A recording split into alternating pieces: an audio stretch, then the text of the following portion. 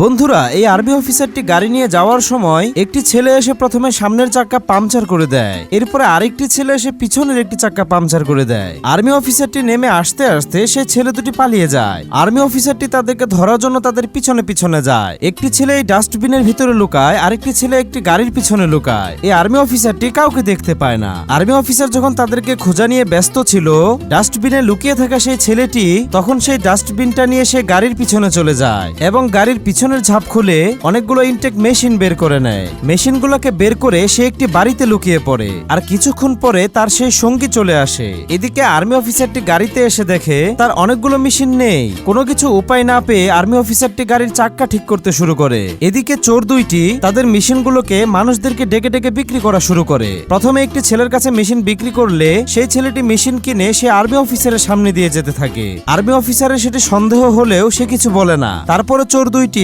আরো দুইটি ছেলের কাছে সেগুলো বিক্রি করে এবং এই দুইটি ছেলেও সেই একই রাস্তা দিয়ে যাচ্ছিল। তখন আর্মি অফিসারটি তাদেরকে জিজ্ঞেস করলো, তোমরা এই মেশিনগুলো কোথায় পেয়েছো? তখন তারা বলল, আমরা ওই পাশে দুটো ছেলের কাছে এই মেশিনগুলো কিনেছি। তখন আর্মি অফিসারটি তাদেরকে ধরার জন্য সেখানে যাচ্ছিল। আর এইদিকে এরা বিক্রি করা মেশিনের টাকাগুলো ভাগাভাগি করছিল এবং অবশিষ্ট থাকা মেশিনগুলো ভাগাভাগি করছিল। একটি ছেলে জোর করে মেশিন বেশি নিয়ে নেয় এবং সে যখন সেখান থেকে চলে যাবে সে দেখতে পায় সে আর্মি অফিসারটি তাদের দিকে আসছে। সে তখন বুদ্ধি করে সেই মেশিনগুলো তার বন্ধুর কাছে দিয়ে কিছু টাকা নিয়ে সেখান থেকে চলে যায়। আর তার বন্ধু ভাবে, আজকে তো আমার ব্যবসায় লালই লাল, টাকাও বেশি পেলাম আবার মেশিনও বেশি পেলাম। এসব কিছু ভাবতে ভাবতেই সে আর্মি অফিসারটি তার কাছে চলে আসে এবং তাকে ধরে ফেলে।